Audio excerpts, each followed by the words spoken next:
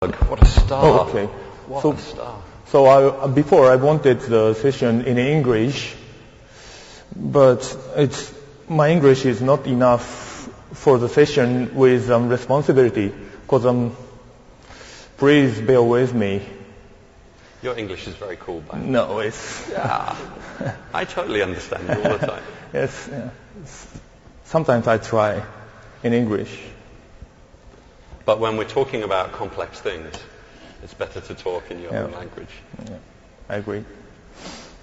So we wanted to let you guys know a little bit about what the plan is for this crazy session. I was incredibly flattered when Bayon wrote to me and invited me to take part in the session that he was organizing. I'd been to hear him speak last year at GDC about Pixel Junk Eden, the game that he worked on, of course.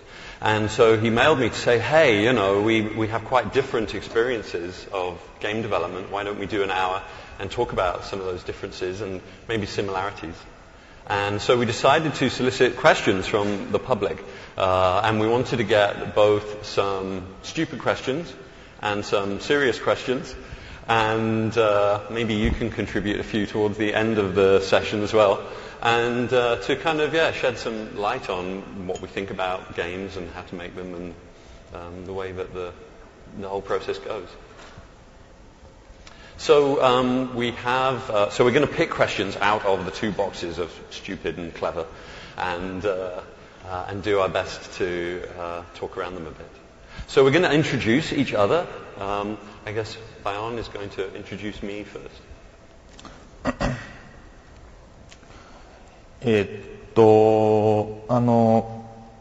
彼のことは一番初めはそのアンチャーテッドだけで知ってたんですけども、今回そのセッションでちょっと彼を紹介するためにいろいろ調べていたら、やっぱりかなり古くからずっとゲームに関わっていて、彼一番最初セガジェネシスのためにゲームを作って、それが1993年で、もうそれからずっといろいろなゲームを作って、でもう皆さん知ってるクラッシュバンディグーのリードゲームデザイナー、ジャック・アン・デクスターで、その後、ノーティードッグでゲームディレクター、アンチャーテッド1のゲームディレクターで、その後シオリードゲームデザイナー for Uncharted 2で、多分みんなちょっと皆さんちょっと、この2人の組み合わせがさっきちょっとリチャードも言ってたんですけども、少し不思議に思ってるかもしれないので、ちょっと僕がなぜ彼に声をかけたのかっていうのを説明したいと思うんですけども、去年僕は初めて GDC でセッションをしたんですけども、とにかくすごく楽しくて大好きになったんですね、 GDC のことが。それでなぜかっていうと、すごくフラットでみんながいくらかけてるからとか、すごい 3D の技術だからとか、そういうことでなくて、面白いとか楽しいとか、そういうことに対してすごく素直に反応してくれるのがものすごく嬉しくて、それでリチャードもその中の一人で、僕が慣れない初めてのセッションでちょっと終わった後にふーって感じ、ちょっと疲れてたらパッて来てくれて、すごいなんか熱心にいろいろ話してくれて、それで彼と話したら実はそのアンチャーテッドのディレクターだっていう話聞いて、僕はすごくびっくりして、というのも全然むしろもっとすごくなんていうのかな、いやIs that translated wrong? No? Oh, yeah. Okay. Okay.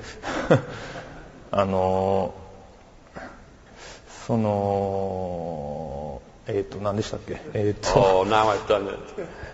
I'm so sorry. Yeah, it's okay. We were talking after your session. そう、OK。それで僕のセッションの後にリチャードがすごく熱心に話しかけてくれて、それですご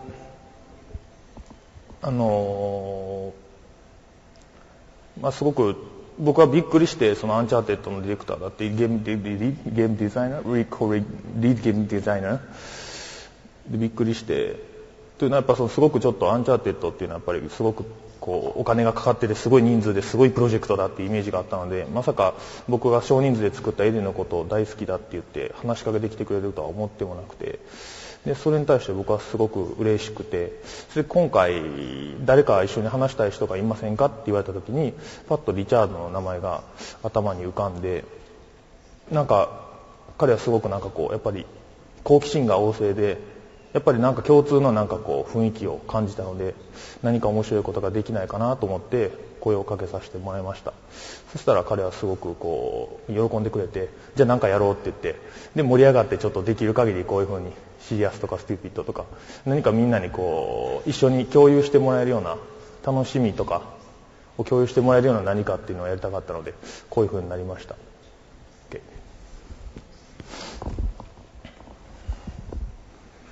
Well, thanks, Bayan. That's fantastic. What a nice introduction. Yep. It was a really great GDC last year, and yeah, your talk and the kind of insight into your process was really valuable to me. I wanted to introduce Bayan to you guys. Bayan is a multimedia artist in the truest sense of the phrase. He began painting and making music in 1998, and he has become an incredibly prolific musician, graphic designer, a DJ, as we heard in full effect at the Gamma party last night, and an entrepreneur. You can see these are some of Bayan's painting and illustration work. He founded the record label Brain Escape Sandwich Recordings. What a great name for a record label. It's stupid. Well, lots of stupid things are very great. He runs a graphic design studio with the identity of Wetside, and he has collaborated in projects with everyone from Hans Felsted. 今はもう一人でやってるんですね。ウェットサイドっていうのは、もう事実上あまり存在してなくて。Okay, right, yeah. But you've collaborated with many people, yeah? Yeah. You collaborated on a project that Ryuichi Sakamoto organized, and of course recently you've collaborated with Hip Tanaka, and we'll talk a little bit about that later on. As we've already discussed, Bayan is well known to GDCs for having worked with Q Games on their 2008 game Pixel Junk Eden, for which Bayan created the graphics, you composed the musical score, and you also did the audio design to ensure an integration of the audioscape, which I really appreciated when I was playing the game. The game's strong gameplay and Bayan's innovative atmospheric style made it one of my favorite games of recent years, which was why I was at his talk last year. So I was really happy to hear him speak about his process last year, and I was incredibly pleased when he invited me to come and speak today about the similarities and the differences in the projects that we've worked on. So I'm very happy to be here talking with someone that I respect so much. Thanks, Bayan. So we better get stuck in because we've already taken up the first 10 minutes. Okay. Do you want to choose a question and I'll read it out? So, which better? What do you think? I tell you what, let's start. I think we have more serious than stupid questions. Let's start with serious. Is this serious, everyone? We can't see. Okay. Go for it. A raffle of doom. And then I've got a kind of video game in PowerPoint I have to play to choose. Oh my God, it's the doozy. Opening with the doozy. So this is a question from my friend Martin Pitchelmer. The question is, the opening statement, I should say, is art often wants to surprise and introduce new perspectives, whereas nothing drives the player so easily away from a game as being surprised. Maybe that's why most games considered creative are built on very traditional foundations. For example, Flow and Flower, Everyday Shooter, Eden, and Osmos. Is there a way to get games that extend creativity to gameplay and game design instead of just offering some creative use of pre-existing scenarios and a creative look into the hands of enough players to make their development pay off? All the examples I know of are considered commercial failures, except if they come from Nintendo. Well, wow. I think it's a very controversial question. So I'm going to make you answer it first. Okay. どうかな。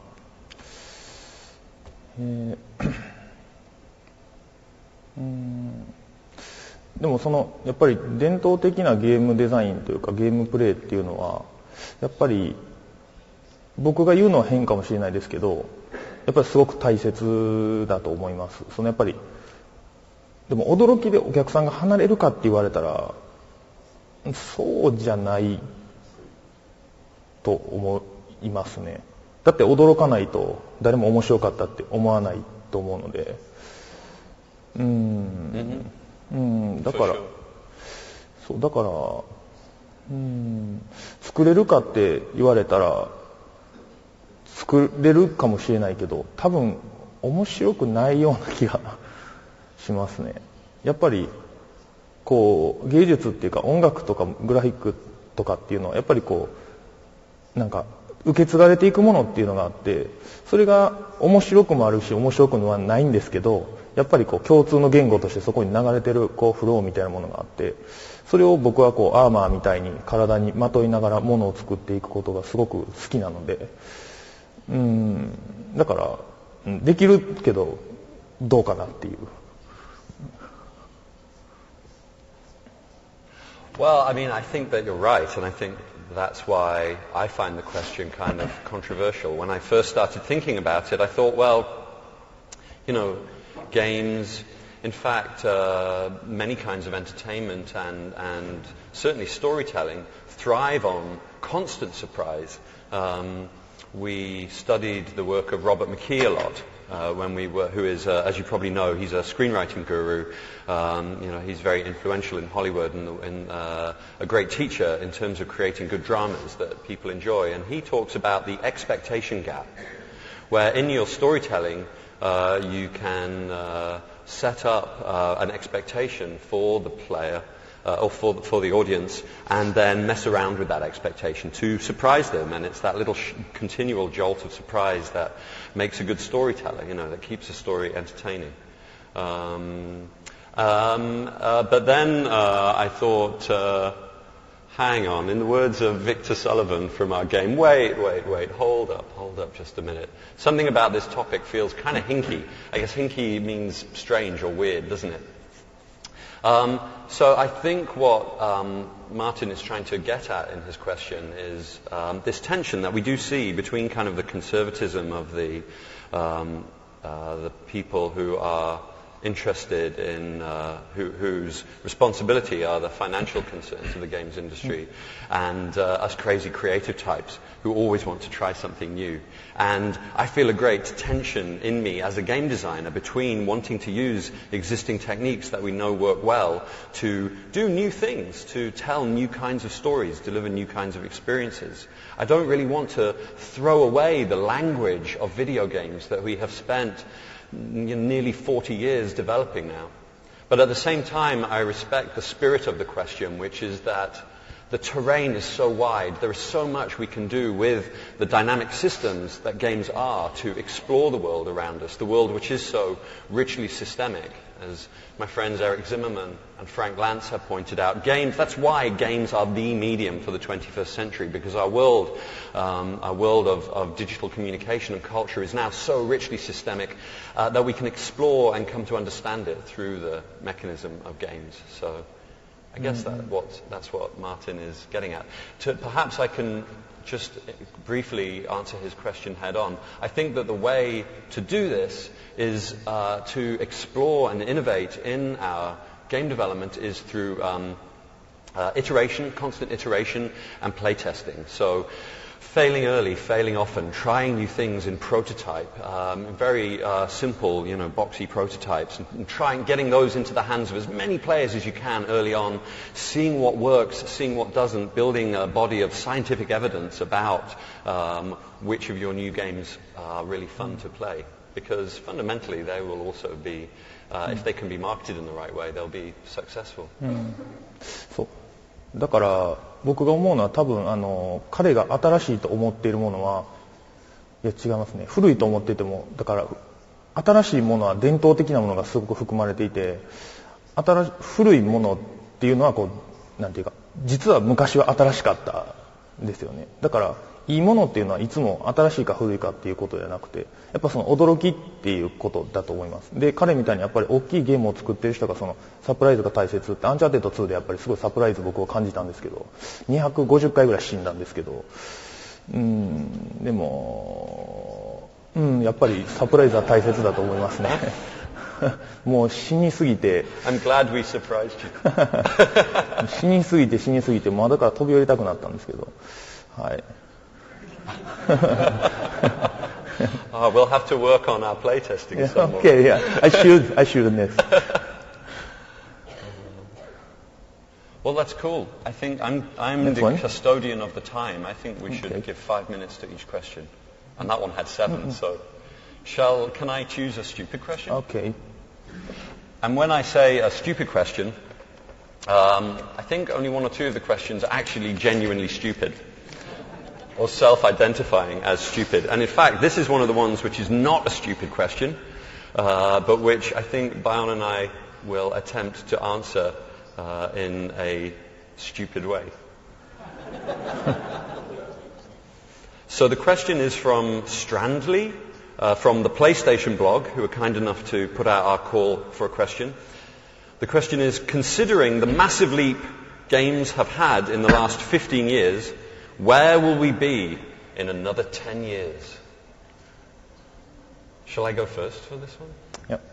Well, I consider myself a bit of a part-time futurist, and I love to read hard science fiction novels with weird social ideas in them, and I'm hoping the singularity hurries up and comes along so I can radically alter my human identity.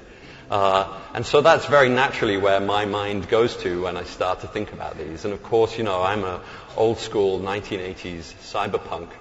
So I always love to think about virtual reality and sensory immersion, spoofing of a sensorium to create an imaginary world.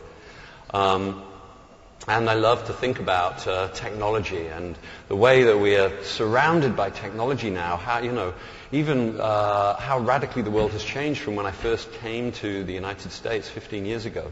We now have so many devices. It's our default behavior to tweet and to communicate with each other so richly. But I think that for my own game design discipline, and this is really inspired by my friends who are game designers and by the kinds of people that I hear at GDC every year, the thing that excites me most is as digital technology begins to submerge back below the surface of day-to-day life, and our teacups begin to become smart, and so do our front doors. And the kinds of play opportunities that we then have through digital technology will begin to look more like the kinds of play that we have known as human beings for thousands of years, playing with our children, our parents, playing with our pets, but in new and novel ways that we are just starting to begin to imagine now. So that's my take.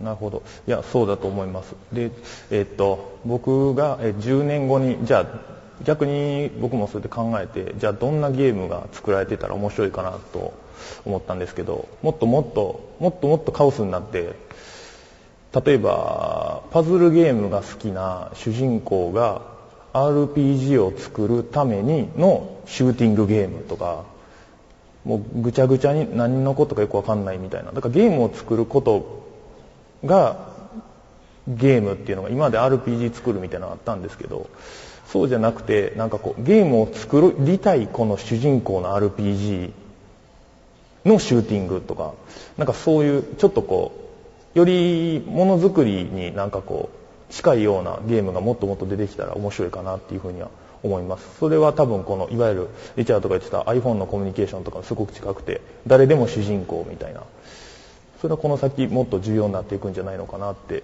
思います。Yes, that's a really exciting idea. I'm becoming very interested in augmented reality. I don't know, have you seen any recent augmented reality stuff?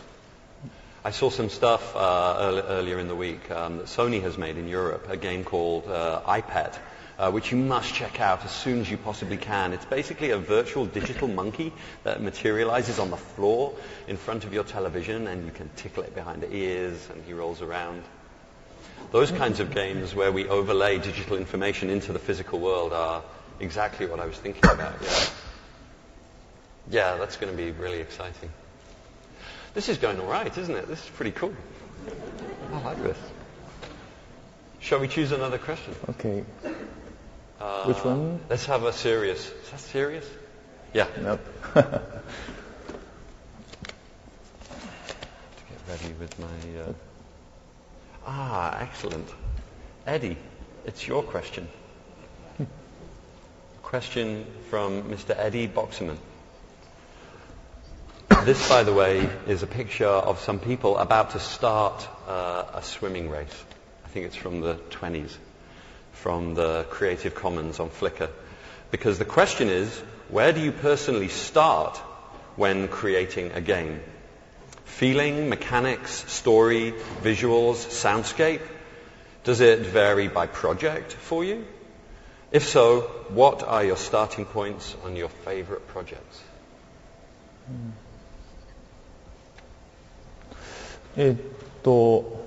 僕はそんなに彼みたいにゲームデザイナーをやってるわけじゃないですけど、多分ゲームを作ろうって思う前に多分勝手に日常で知らない間にゲームみたいなことを多分全員してると思うんですね。買い物に行くだけでもそうだし、じゃあ例えば1000円を持って欲しいご飯を買いに行くのにそれが満足できるようにするのも十分ゲームだと思います。だから日常に落ちているものをゲームと思うかっていうことが出発点であって、そこからインスピレーションを得ていくっていうのはすごく大切だし、だからどのパートからっていうよりは気づくこと、ピックアップしていくこと、そこから始めていくのがすごく自然じゃないのかなっていうふうに思います。で、その作り方っていうのはすごくインタラクティブであるし、ということは多分アウトプットのゲームもインタラクティブになる、コミュニケーションができるみたいなのはすごくいい形じゃないかなと思います。Absolutely, I love your answer. Yeah, because we get so focused on other games and our analysis of other games and in our game creation process, we get very focused in on narratives that we like or a story that we want to tell. I guess actually that comes back to your question, your answer though, that a lot of where we draw our inspiration from our lives. Shigeru Miyamoto is very famous for talking about this in wonderful ways. Certainly the richness of our human experience is a good starting point. For my favorite projects that I've worked on, I've been so lucky because every project that I've ever worked on has been my favorite project of all history up until that point that I've worked on. And so Uncharted 2 is my favorite project I've ever worked on. And we did have some specific inspirations for the world of Uncharted. My friend who is the game director of Uncharted Drake's Fortune and the creative director of Uncharted 2, Amy Hennig, is an enormous fan of Doc Savage. You probably know Doc Savage was the first action hero, in a sense, the first modern action hero. He was this guy, he wasn't a superhero, but he'd been raised in this kind of Spartan way that was very physically punishing and intellectually challenging, and so he was this big burly genius. He was a man of science and very emblematic of the early 20th century. And this was kind of one of the beginnings of the pulp adventure genre and the action hero superhero genre. And so Amy, as the originator for much of the atmospheric world of Uncharted, was very influenced by Doc Savage. So many people on the team, including Josh, who I see, is he going to react with surprise? Yes, over here. He's cowering now, hiding, are big fans of Tintin. And so Tintin, the world of Tintin, which is so colourful and kind of innocent in a way, and which is about running around the world, having amazing adventures with these groups of idiosyncratic friends, some of whom turn out to be enemies, and some enemies turn out to be friends. All of that was very inspirational for Uncharted. I have one more slide here. Finally, we looked at history a lot, and then this kind of brings it full circle, Bayan, to your answer, which is that I think the best inspiration for games is the real world. So we studied a lot on Sir Francis Drake, who I was taught in school in England was the famous English explorer When I came to America, I was a little alarmed to learn that he's actually the famous English pirate. I guess, people in Central America have a different impression of him. So anyway, and so history and science, what brilliant inspirations for games which have so much possibility for exploring logical systems like science and facts like as history is composed of. なんかティンティンは日本人はちなみにタンタンって呼んでて、タンタンでチンチンだとおちんちんって意味になってしまうので、まあ。Really? Yeah. おちんちん。Maybe it's a pun. Maybe it's an incredibly filthy pun on the part of Hergé that none of us picked up on. でちょっともう一つ真面目なことを言えば、やっぱ彼の話を聞いてて思ったのは、いいゲームっていうのはゲーム以外のところにあるヒーロー、自分の持ってるヒーローをゲームにフィードバックして戻してくる作り方なんだと思います。ゲームの中に見つけるんじゃなくて、別のカルチャーにヒーローがいる。で、そのヒーローに近づくためにゲームを作る。だから僕は例えば普段大好きな DJ がいたら、その DJ に近づくためにゲームを作るんですね。それをして僕は何が悪いんだっていつも思います。やっぱゲームの人たちはゲームの中にヒーローを見つけようとするすごく狭い人もたまにいます。特に日本人ではやはり多いです。で、そういう人たちにやはり別のカルチャーでヒーローを見つけてほしいなと思います。それが多分出発点じゃないのかなっていうふうにも思います。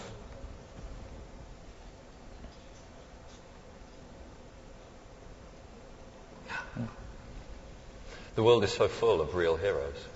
It would be great to see more of them in our video games. That's cool. Shall we take one more question and then we can get to our two special questions?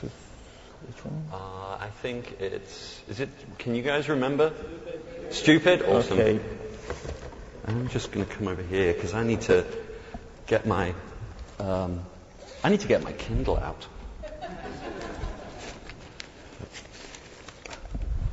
Here we go. Thanks very much. Cool. Excellent. Let me just find my slide to do No, this. he's a friend of mine. Oh, is he really? That's here. Is he here? Devin? Devin Monans? Oh, hey, Devin. Excellent. Here we go. Ka-chang. So, Devin's stupid question that he claimed was stupid. I don't know about that. He says, do you ever get the feeling you have for an idea for a game, or really anything that you might create, but you're not sure what it is, just that it's out there somewhere waiting for you to find it? How do you formulate that idea in your mind? Do you want me to go first? Yeah. Yeah? とりあえず女の子とデートしてお酒飲んでピロートークして朝になったら思いついてたらいいなみたいな。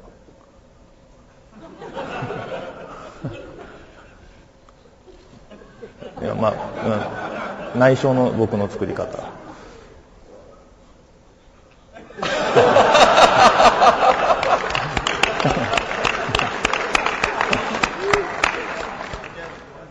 Wow.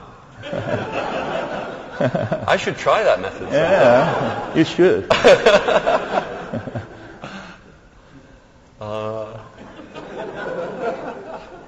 My answer is going to be really, really boring in comparison. I thought it was a really great question because it is really challenging to formulate a new idea. You know, the blank sheet of paper is a very challenging creative problem. It's easy to iterate on something that already exists. And it's a really important problem because, you know, there's so much for us to learn and discover and, you know, so many great new things waiting to be made. So, yeah, I mean, I guess it's important to try and keep those fresh eyes every morning, to try and somehow trick yourself into pretending that you've never apprehended a certain problem before. But then I think that the way to do it is there's a saying, one measures a circle beginning anywhere. And I think the creative process is often about circling something, originally from far, far away and then kind of spiraling in towards it.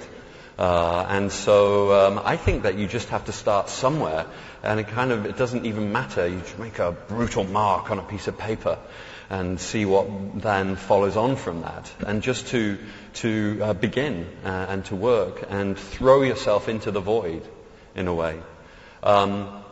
When I was researching a talk about 2 years ago, I came across this image. This was a set of rules created by a woman called Sister Mary Corita Kent, who was an artist and an educator who worked in Los Angeles and Boston.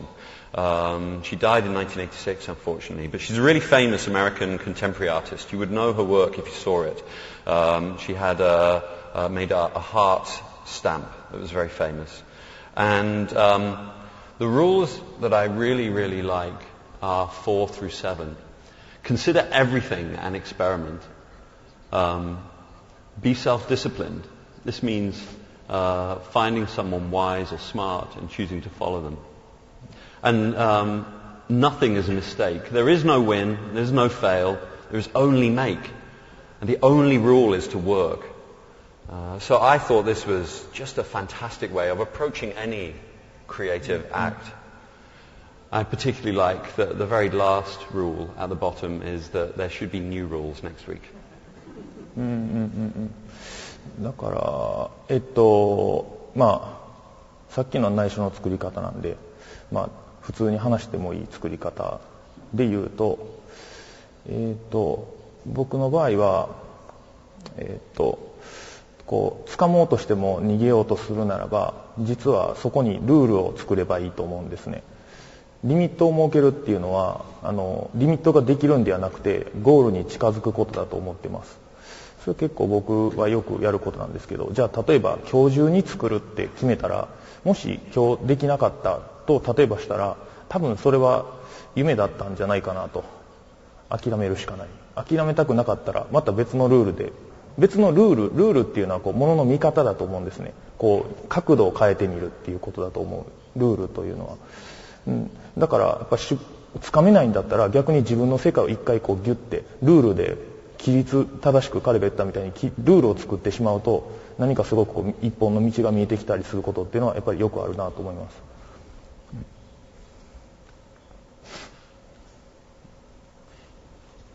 Absolutely. I mean, that's it. A constraint is not your enemy. A constraint is the thing that produces your very best, most creative work. For sure. Cool. Thank you. I think that now it's 5:05. No, shall we? We were going to take the 2 special questions that our friends that we've collaborated with creatively have given us. Yeah. We asked the presidents of the studios that we worked with to give us questions. And Evan Wells, we actually have 2 presidents at Naughty Dog, co-presidents. So Evan gave us this question: do you think Uncharted would make a better plant-swinging, garden-based 2D game, or would Pixel Junk Eden make a better 3D game with a cinematic storyline and presentation? And I was happy to hear that he would want to buy both of them. What do you think? 難しい質問ですね。ただリアルっていう言葉はすごく広い意味があると思うんですね。で、僕が例えばエデンの時に意識したリアルっていうのはその世界のアトモスフィアであって、植物は必ずしもゲームデザインのために存在しているわけではなくて、そこに立った時の感覚とか感触とか柔らかさとかあったかさとか、そういうものを感じるためにあると思うんです。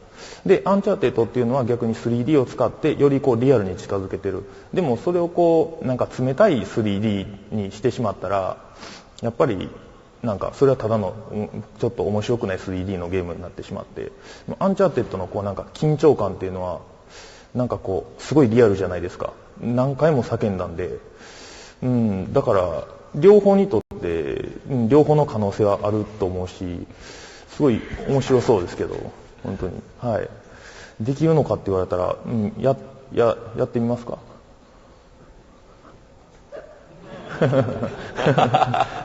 That's a really good idea. I'm going to suggest that to Evan when I go back to the office on Monday. Please. Because, I mean, the question is pretty straightforward. It's like a binary proposition, one or the other. What would be better? Well, I think Pixel Junk Eden is perfect, as it is. Thank you. And Pixel Junk Eden Encore is even more perfect, which doesn't really make sense.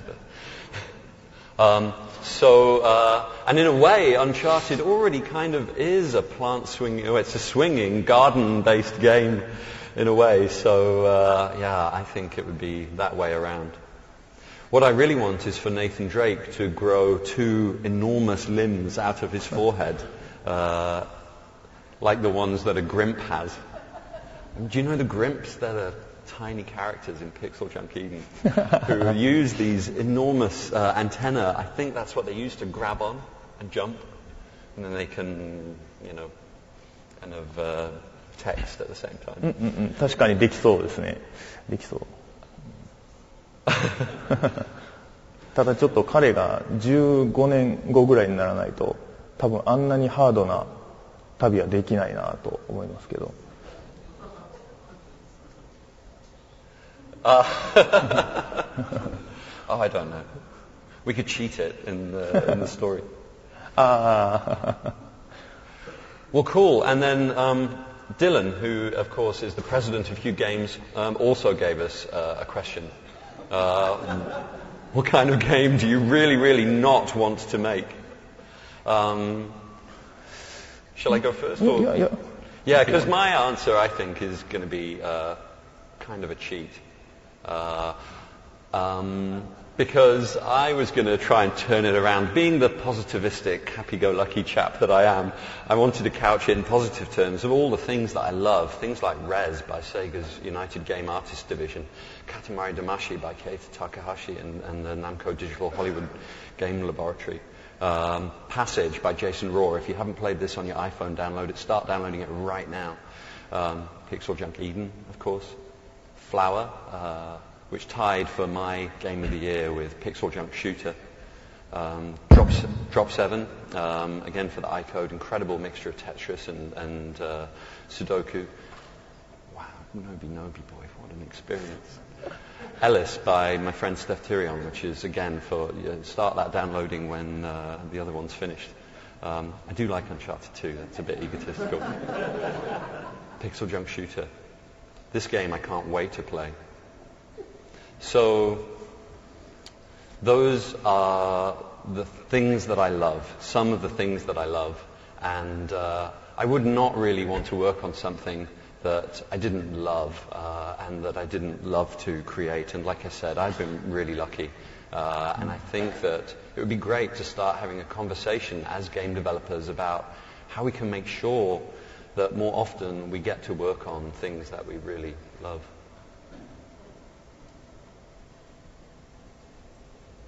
Mm-、そうですね。僕もすごく、初めて作ったのがエデンで、それもディランとの出会いで、僕はサウンドとグラフィックやってたっていうのがあって、それをどういうふうにゲームをするかっていうところだったので、多分僕もすごくラッキーだったなというふうには思ってます。で、この質問に関しては僕が夢として恋愛ゲームを作りたいと思ってるんですね。これが海外にジャンルとしてあるのかわからないんですけど、でその時にすごい面倒くさいプロデューサーに僕が全然可愛くないと思ってる女無理やり作らされたら多分走って帰ると思います。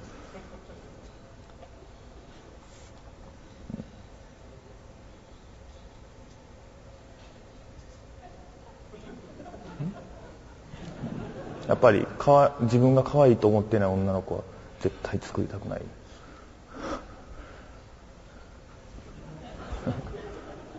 I hear what you're saying. I mean, I would even want to be a little more brazen and say that, yeah, I would hate to work on a game that had an ignorant or hateful depiction of any kind of person.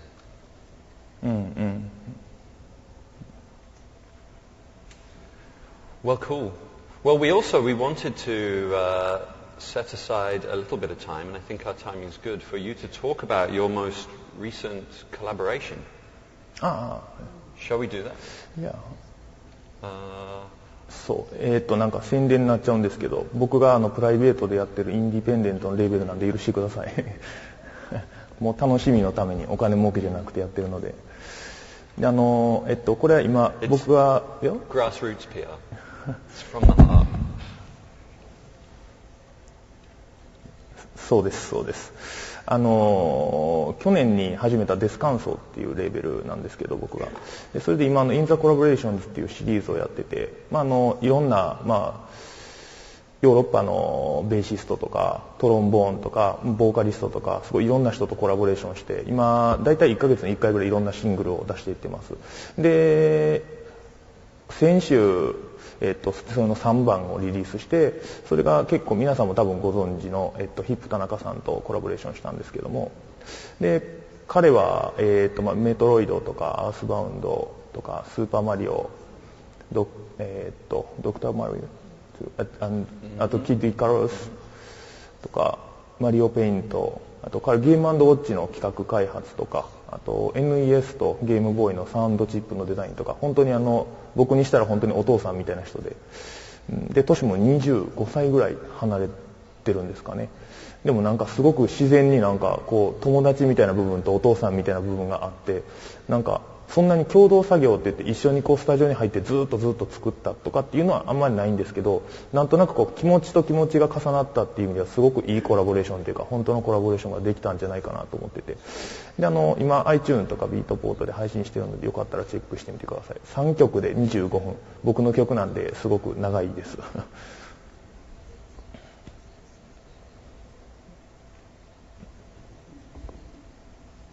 No, I mean that makes it really good value for money that it's long. It's fantastic. You should definitely check it out. Bion's in the Collaborations 3 with Hip Tanaka.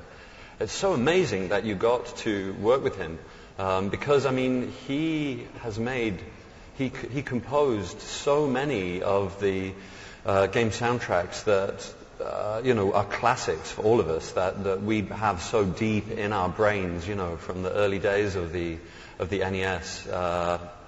And he's also, of course, so interesting because of his influences.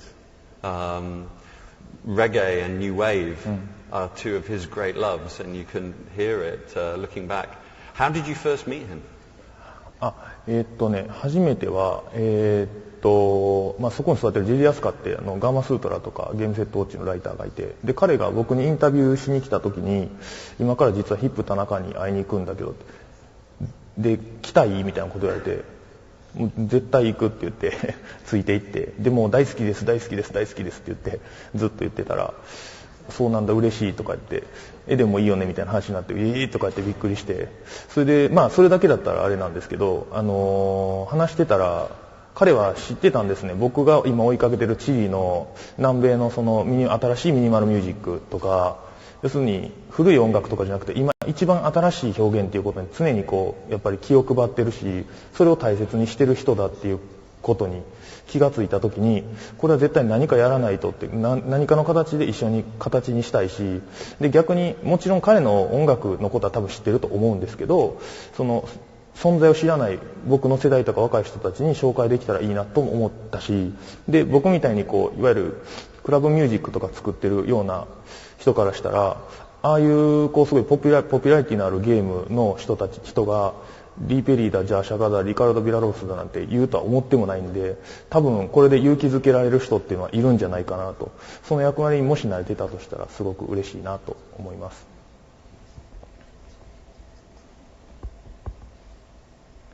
Is that a Lee Perry bass line or similar in Saturation? The tracks are called Hue, Saturation and Brightness. Is that correct? Saturation and Brightness.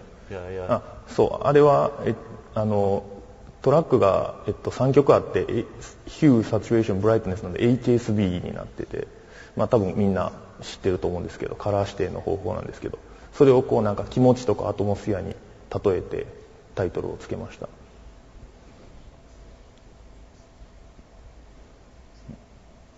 Well, that's excellent. I'm really glad to hear. I didn't realize you were doing one a month.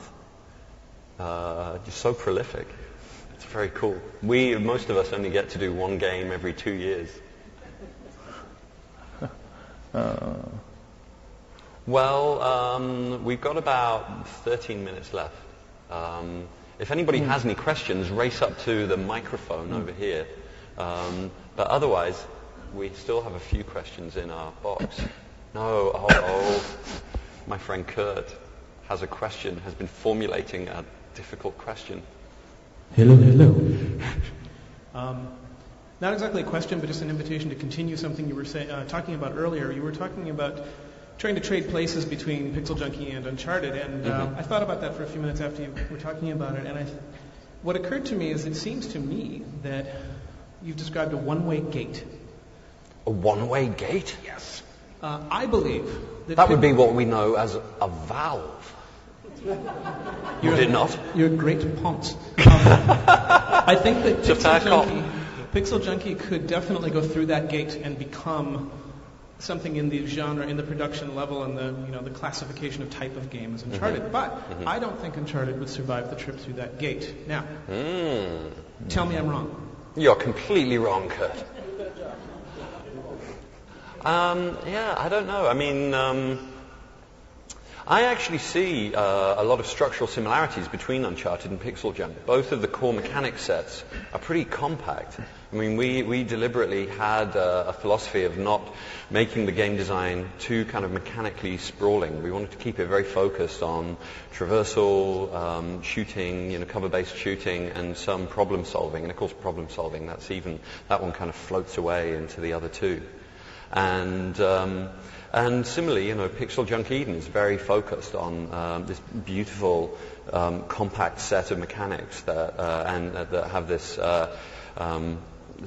symmetrical relationship with the world, and the flexibility of the plants and the swinging, and I think it's those kinds of systems where it's most easy to bring a player from learning the very basics of the system into a sense of mastery, which is what characterizes a lot of good game design, hopefully.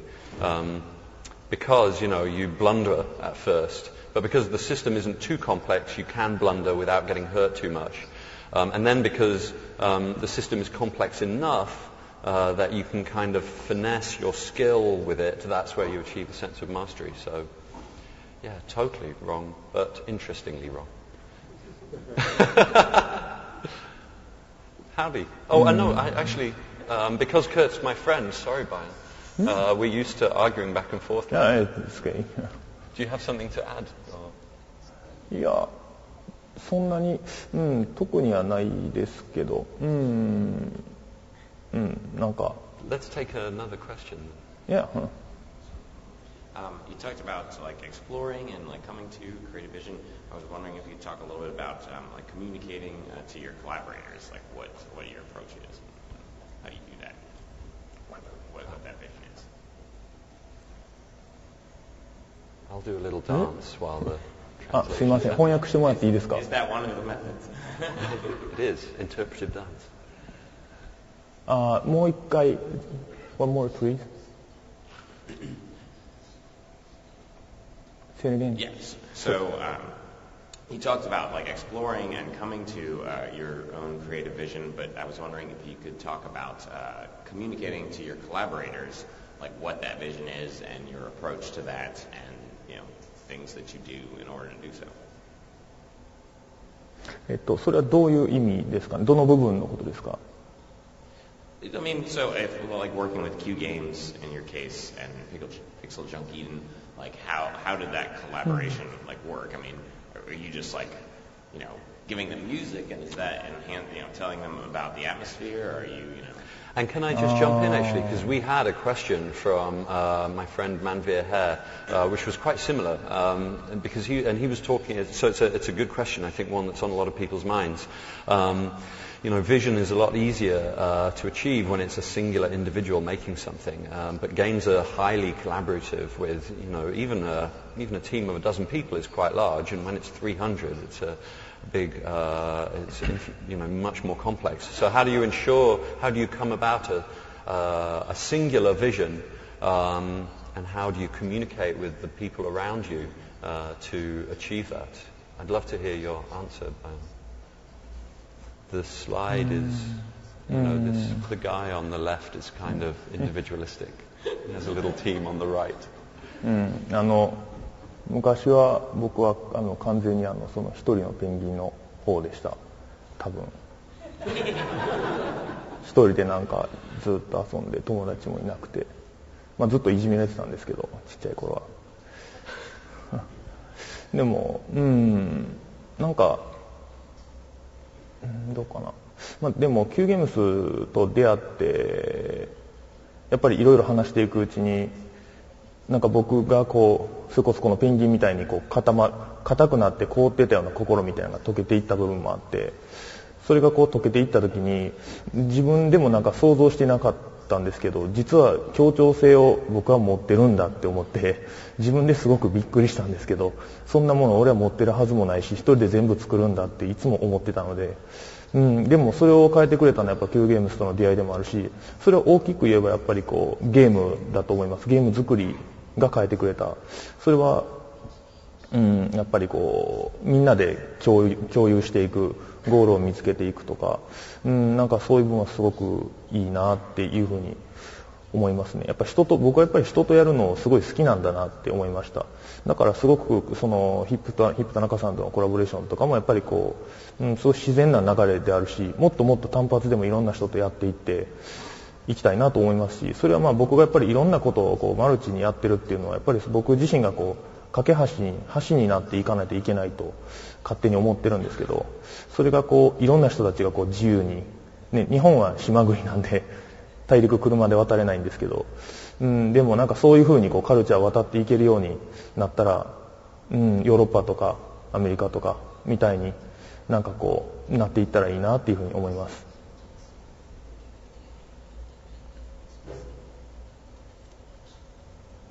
Well, you are that bridge. I mean, you are that for me, and bringing me into, friendship with you and your group of friends. That's a really good story to hear. I have a similar story. I was kind of extroverted as a kid, but also kind of solitary. And I think that fed over into the early part of my life as a game designer. I would get very focused on what I was working on, the level or the mechanic I was working on over here.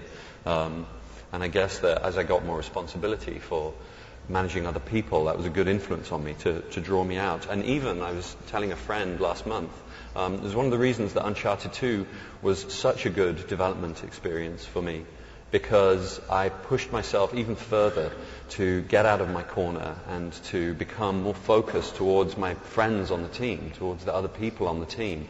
Did a lot more walking around, a lot more checking in with people, and not only did my experience become kind of happier and richer, but I also think it made me a lot more effective on the team. So to bring it back around to an answer to the question, it's all about communication, I think. It's all about, you have to focus in on that vision in your head, but then you have to make sure that you're turning outwards towards the world also. And that's when it can happen.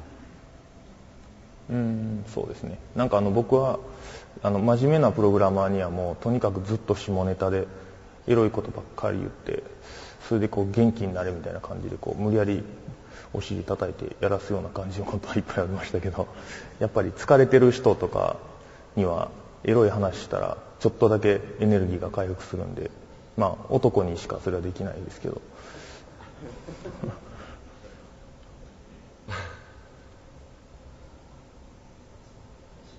It's very energizing.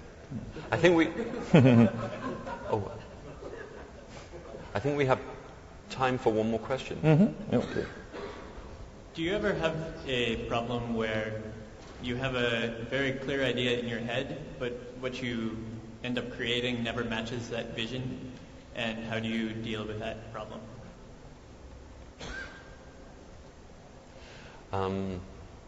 Yeah, that's an interesting question. I mean, I guess for me, I would say that happens a lot, where you have a crystal clear idea in your head of a game mechanic or of the mood or the atmosphere of a piece of work, And then as you begin to make it, it starts out similar to what you have in your head, but then it takes on a life of its own and it goes in a new direction. But I don't think that's very often a problem. Maybe it's a problem if you need to get this thing out of your head, leave it behind you. But that's kind of part of the process. So I guess I was referring more to what you end up creating never seems to match up to that vision. In a bad way? In that it's not as good as the vision? Yes. Well, I think that there's a saying that a painting is never finished. It's only ever abandoned. And I've heard that said about, poetry as well, pieces of writing. And so, maybe this is what artists do. Maybe they spend their whole lives with one shining diamond of vision in their minds, and all their different works are attempts to create that vision. So, and hopefully as one progresses as an artist, one gets closer and closer. So, embrace that problem would be my advice. What do you think? なんか最近、日本のなんか友達がやってるなんかこうものづくり学校みたいなやつ、高校生のためのフリーペーパーのインタビューで言ったんですけども、やっぱこう普通に仕事にしてないで趣味でアーティストやってるような人たちっていうのは、僕が会った中で結構感じるのはこう終わらせることがこうできない人っていうのは仕事にできないなっていうのはすごく思います。だから終わりにしないと次に行けないっていうことは、一生それを作り続けるのかって言ったらそんなこと多分できなくて、だから終わらせるっていうのは、終わらせるって多分作ることなんじゃないのかなって思いますね。だからリチャードがさっき言ってたみたいに、それまでは全てがプロセスであって全てが大切である、それなのかなって思いますね。最初やっぱりこう概念で作ると思うんですね、そのプロセスの間は。でも出来上がったら概念から解き放たれて、すごくこう抽象的なものになっていくというか、その瞬間のスパークっていうのが僕はすごく大好きです。